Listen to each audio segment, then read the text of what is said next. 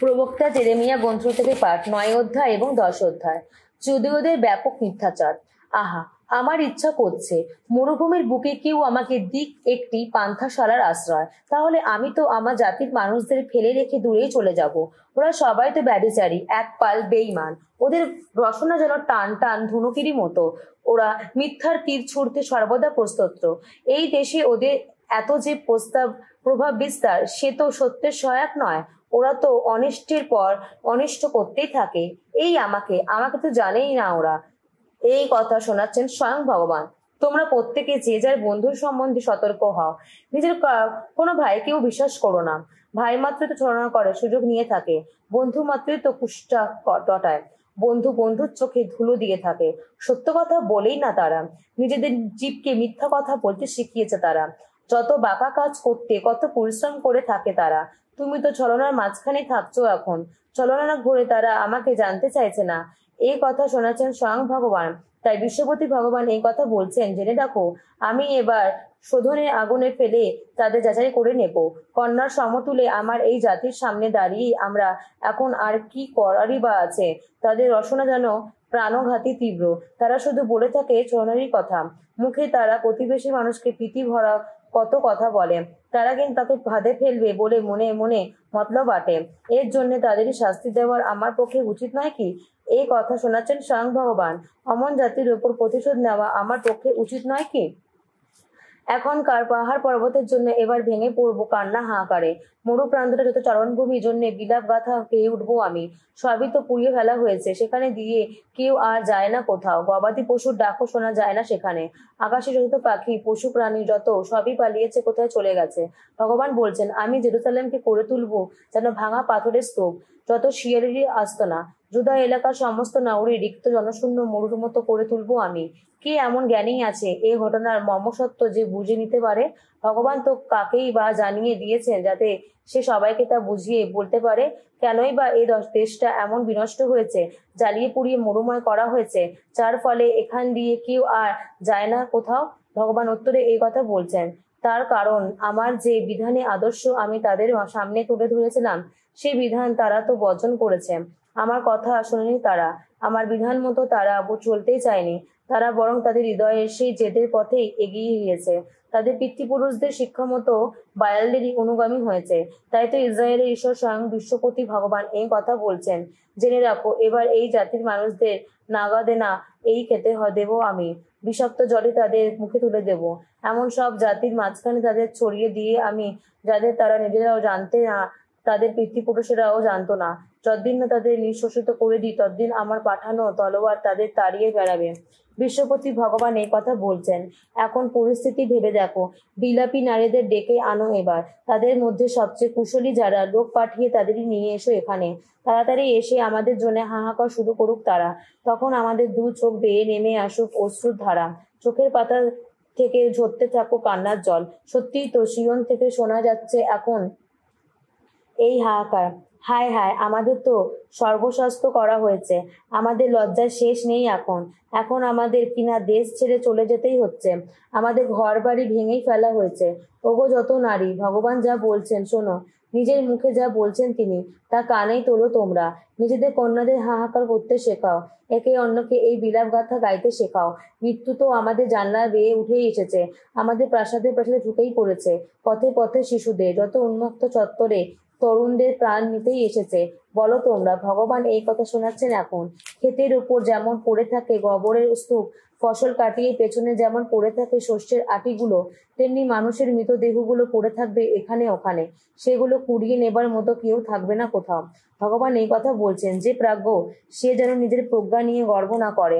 যে শক্তিমান সে যেন নিজের শক্তি নিয়ে গর্ব না করে। যে ধনী সে যেন নিজের ধনসম্পদ নিয়ে গর্ব না করে। যে গর্ব করতে চায় সে বরং এই নিয়ে গর্ব করুক। আমাকে চেনার মতো বুদ্ধি তার আছে। আমি তো স্বয়ং ভগবান। এই পৃথিবীতে আমি যা করে থাকি তা করুণা, ন্যায় নীতি ও ধর্মিষ্ঠার মতো। এতেই তো আনন্দ পাই আমি। এই কথা শোনাচ্ছেন স্বয়ং ভগবান। জেনে রাখো, এমন দিনগুলি আসছে, এই কথা শোনাচ্ছেন স্বয়ং ভগবান, যখন যারা শুধু দেহেই পরিচিত, তাদের সকলকে ওই মিশর, জুদা, এদম, আম্মন আর মোয়াবের লোক যারা, এবং মরুভূমির ওই সমস্ত অধিবাসীও যারা নিজেদের কপালের দুই পাশের চুল মুড়িয়ে নিয়ে থাকে, তাদের সকলকেই শাস্তি দেব আমি। কেননা ওই সমস্ত বিজাতির মানুষ আসলে অপরিচ্ছেদিত হয়েই রয়েছে, আর গোটা ইসরায়েল বংশের মানুষ অন্তরেই তো অপরিচ্ছেদিত। ওগো ইসরায়েল বংশের মানুষেরা, তোমাদের উদ্দেশ্যে ভগবান যে বাণী এখন উচ্চারণ করছেন তা শোনো তোমরা। ভগবান এই কথা বলছেন, বিজাতীয়দের চলার যে রীতি তা তোমরা শিখতে যেও না। আকাশে যত আশ্চর্য কাণ্ড ঘটতে দেখে তোমরা স্বতন্ত্র হও না। যারা বিজাতীয় তারাই তো ওইসব দেখে সন্তুষ্ট হয়। আসলে অন্য সব জাতির রীতিনীতি নিতান্তই অসার। যেমন বনের একটা গাছ কেটে ফেলা হলো, একজন ভাস্কর তার বাটালি দিয়ে গাছটা থেকে একটা মূর্তি বানালো, তারপর সোনার রূপো দিয়ে মূর্তিটাকে সুদৃশ্য করা হলো, তারপর হাতুড়ি দিয়ে পেরেক ঠুকে ঠুকে সেটাকে শক্ত করে বসিয়ে রাখা হলো, সেটা আর নড়বড় করতেই পারে না। ওই দেবমূর্তিগুলো যেন শস্য খেতে কাকতাওয়ার মতো, কথা বলতে পারে না ওরা, ওদের বয়ে নিয়ে যেতে হয়, ওরা তো চলতেই পারে না। তোমরা একটুকু ভয় করো না ওদের, কারো কোনো ক্ষতি করতে পারে না ওরা, ভালো তো করতে পারে না। ওগো ভগবান, তোমার মতো আর কেউ তো নেই, কত মহান তুমি, তোমার নাম শক্তিও তো কত মহান। ওগো সর্বজাতির রাজা, তোমাকে সম্ভ্রম না করেই কেই বা থাকতে পারে? এই সম্ভ্রম সে তো তোমার অবশ্য প্রাপ্যই, কেননা জাতিগুলির মধ্যে যত প্রাজ্ঞন আছে, যত রাজা আছে, তাদের কেউ তো তোমার মতো নয়। তারা সবাই মূর্খ আর মূঢ়, আর তাদের শিক্ষা দীক্ষা তো তা নিতান্তই অসার, একটা কাঠের টুকরো ছাড়া আর কিছু নয়। তার্শিস থেকে আনা হয়েছে রূপোর পাত, আর সোনা আনা হয়েছে উপাস থেকে। ওসব মূর্তি তো একজন কারিগরেরই গড়া, একজন স্যাকারারি হাতের কাজ। ওগুলো পরানো হয়েছে দামি যত গাঢ় নীল কাপড়, যত রক্ত লাল কাপড়, সবই তো দক্ষ শিল্পেরই কাজ। কিন্তু ভগবান তো সত্যময় ঈশ্বর, জীবনময় ঈশ্বর, শাশ্বত রাজাই তো তিনি। তিনি ক্রুদ্ধ হইলে পৃথিবীটা কেঁপে কেঁপে ওঠে, তখন কোনো জাতির মানুষ তার আক্রোশ সইতে পারে না। তাই তোমরা বরং ওদের এই কথা বলো, আকাশ ও পৃথিবীর নির্মাতা নয় ওই যত দেবতা, ওরা কিন্তু পৃথিবীর বুক থেকে, আকাশের নিচে থেকে নিশ্চিহ্ন হবে। ঈশ্বর তো নিজেরই শক্তি দিয়ে এই পৃথিবীকে রচনা করেছেন, নিজেরই প্রজ্ঞা দিয়ে এই জগতের স্থিতি করে দিয়েছেন, নিজেরই বুদ্ধি দিয়ে সারা আকাশের বিস্তৃতি দিয়েছেন। তিনি তখন নিজের কণ্ঠস্বর শুনিয়ে থাকেন, তখন আকাশে যেন বেজে ওঠে জলরাশির গর্জন। পৃথিবীর প্রান্তদেশ থেকে পুঞ্জ পুঞ্জ মেঘ তিনি আকাশে উঠিয়ে আনেন, বিদ্যুৎ ছটিয়ে তিনি বৃষ্টি নামান, যত ভান্ডার থেকে বের করে আনেন বাতাস। তখন তো প্রত্যেক মানুষ মূর্খ জ্ঞানহীন বলে প্রমাণিত হয়। প্রত্যেক স্যাকড়াকে নিজের গড়া দেবমূর্তির জন্য লজ্জায় পড়তেই হয়। তার ঢালাই করা ওই সব বিগ্রহ তো মিথ্যা অলিক, ওগুলোর ভেতরে তো শ্বাসবায়ু নেই। ওইসব মূর্তি নিতান্তই অসার, উপহাস পাবারই মতো কাজের নমুনা। ওগুলো যা পাবার কথা তা যখন মিটিয়ে দেওয়া হবে, এগুলো তো নিশ্চয়ই হবে। যাকবের একান্ত আপন যিনি, তিনি কিন্তু ওগুলোর মতো নন। তিনি তো বিশ্বের সবকিছুরই গড়ে তুলেছেন। ইসরায়েল তার আপন জাতি, বিশ্বপতি ভগবান এই তো তার নাম। অবরোধে পড়ে থাকা তো নগরবাসিনী, এবার মাটি থেকে তোমরা পোটলা তুলে নাও তুমি। ভগবান তো এই কথা বলছেন, আমি এখন এই দেশের অধিবাসীদের দূরে ছুঁড়ে ফেলে দেব, তাদের এমন মারাত্মক অবস্থা ঘটাবো যাতে চেতনা হয় তাদের। তখন তারা বলে উঠবে, হায় রে আমি কি ক্ষত বিক্ষতই না আমি, আমরা এই আঘাত চিৎকার অতীত। আর আমি কিনা ভেবেছিলাম এই আমার যন্ত্রণা, আমাকে তো সইতেই হবে। আমার তাঁবুর তছনছ করে হয়েছে, তাঁবুর দড়ি দ্বারা যত সবই ছিঁড়ে গেছে, আমার সন্তানেরা আমাকে ছেড়ে চলে গেছে, তারা আজ আর নেই। এমন কেই বা আর নেই যে আমার তাঁবুটা দাঁড় করিয়ে দেয়, তার যত কাপড়ের দেওয়াল ঝুলিয়ে দেয়। আবার সত্যি তো ওই মেষপালকের মূর্খ মানুষ, ওরা ভগবানের অন্বেষণ করেনি, আর তাই সমৃদ্ধিও হয়নি ওদের। ওদের গোটা পালের মেষগুলো এখানে ওখানে ছড়িয়ে পড়েছে। ওই শোনা যাচ্ছে এক গম্ভীর আওয়াজ, উত্তরের দেশ থেকে ওই আসছে এক মহাকম্পন। জুদার যত নগরীকে করে দিতে মরুময়, করে দিতে শিয়ালিরই আস্তানা। ওগো ভগবান, এই কথা জানি আমি, মানুষের জীবনযাত্রা মানুষের নিয়ন্ত্রণ নেই। চলতে চলতে মানুষ নিজের পথের দিশা নিজে ঠিক করে নিতে তো পারে না। ওগো ভগবান, শাসন করা আমায়, কিন্তু উচিত মাত্রায়, ক্রোধের বশে নয়, নইলে তো নস্যাৎ করে দেবো আমায়। ওই যে সব বিজাতির মানুষ যারা মানে না তোমায়, ওই যে সব নানা গোত্রের মানুষ তোমার নাম যারা স্মরণ করে না, তোমার আক্রোশ এবার ওদেরই ওপর নামিয়ে আনো তুমি। ওরা তো এই যাবক বংশের গ্রাস করেছে, গ্রাস করে নিঃশ্বসিত করেছে। ওরা তো জাকবের বাসভূমিকে রিক্ত মোড়েই করেছে। বেনসিরা গ্রন্থ থেকে পাঠ, 11 অধ্যায়, 1 থেকে 17 পদ। দিনজন প্রাজ্ঞ হলে সে মাথা তুলে দাঁড়াতেই পারে, যত গণ্যমান্যের পাশে বসতেই পারে। সুদর্শন বলে কারোর প্রশংসা করো না, কারোর বাইরের চেহারাটা দেখে তার প্রতি বিরূপ হইও না। জানা থাকা প্রাণীদের মধ্যে মৌমাছি তো কত ক্ষুদ্রকায়, কিন্তু সে যা তৈরি করে তা তো মধুর, সবকিছুর মধ্যে মধুর। পরনের পোশাকটি নিয়ে বড়াই করো না, সম্মান লাভ করে উদ্ধত হয়েও না। প্রভু যা কিছু করেন তা সবই অপরূপ। তিনি যা কিছু করেন তা সবই কিন্তু প্রচ্ছন্ন থাকে। অনেক রাজাকে শেষে ধুলাতেই বসতে হয়েছে, যার কথা কেউই ভাবেনি। তেমনি কেউ রাজমুকুটে ভূষিত হয়েছে। অনেক শাসকই শেষে পেয়েছে চূড়ান্ত অপমান। খ্যাতিমান অনেককেই অন্যের হাতের মুঠোয় আসতে হয়েছে। সবকিছুর খোঁজ না নিয়ে কারোর দোষ ধরো না কখনো। সবকিছু বিবেচনা করে দেখো, তবেই কাউকে তিরস্কার করো। অন্যের কথা শোনার আগে তার উত্তর দিও না। কারোর কথার মাঝখানে কথা বলতে যেও না।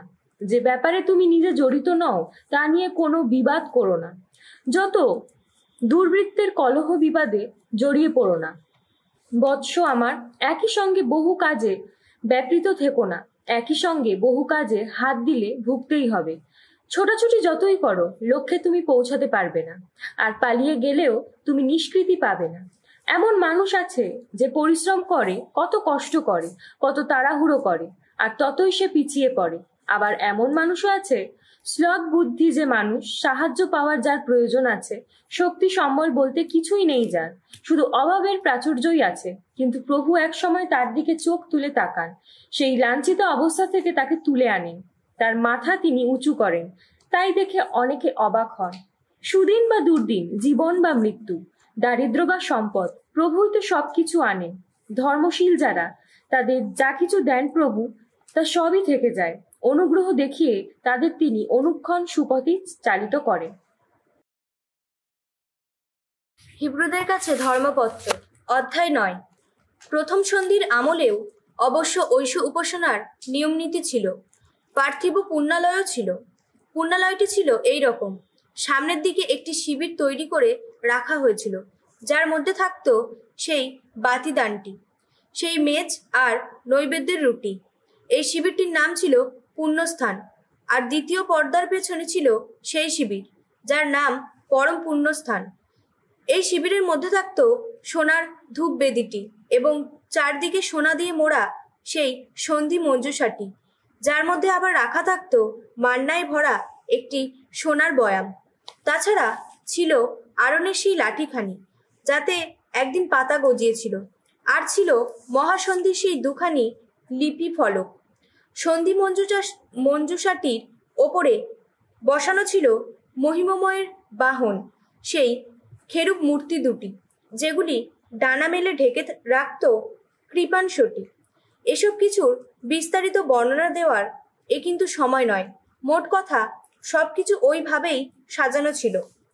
ওই যে সামনের সেই শিবিরটি, যাজকেরা তো নিজেদের যত ক্রিয়াকর্ম সম্পন্ন করার জন্যে নিত্যই ওইখানে গিয়ে থাকেন।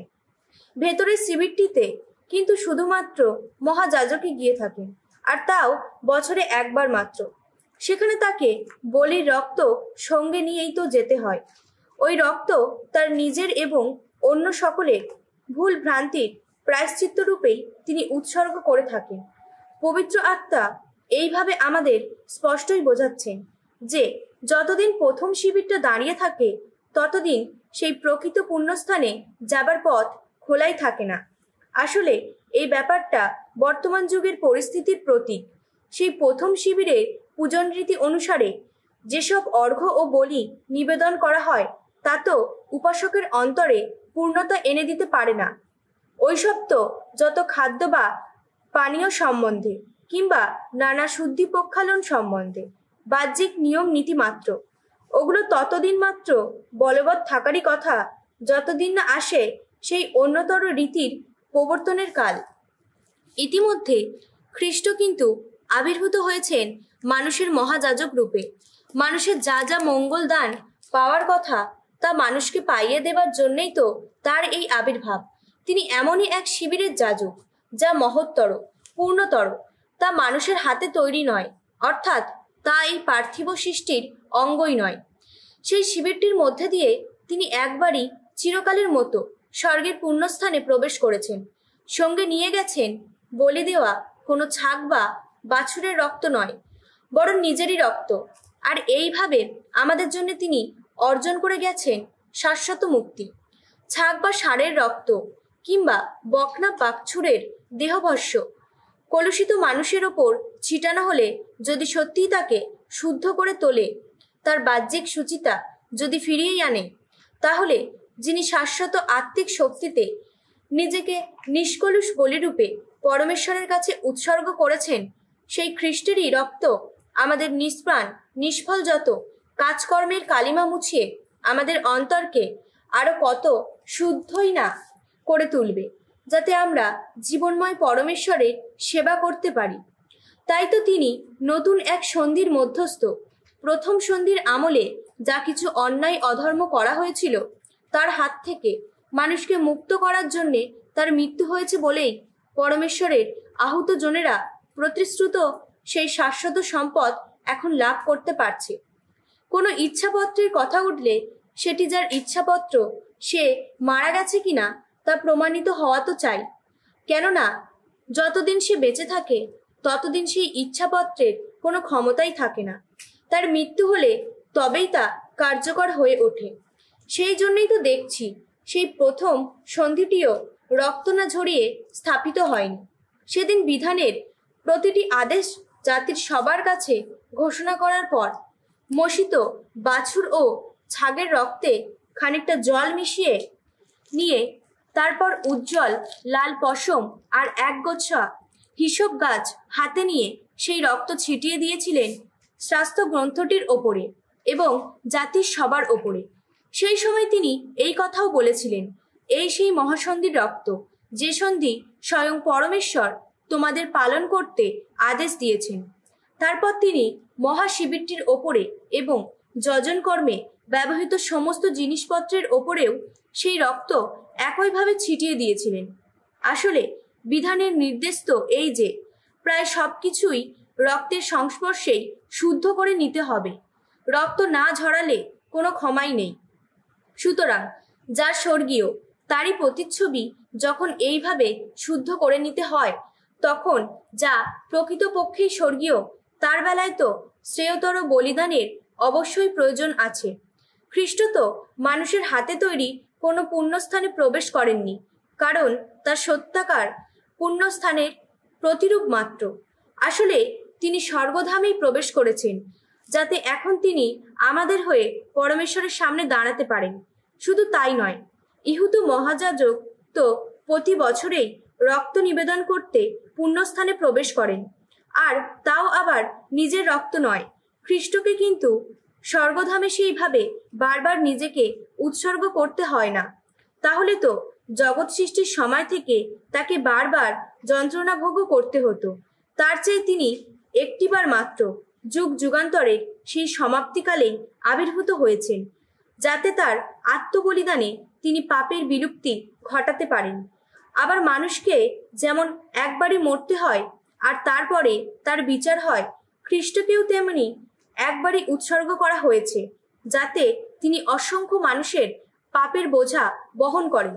তিনি অবশ্য আরও একবার আবির্ভূত হবেন, তবে সেদিন পাপ মোচনের জন্য নয়, বরং যারা তার প্রতীক্ষায় রয়েছে তাদের পরিত্রাণেরই জন্যে।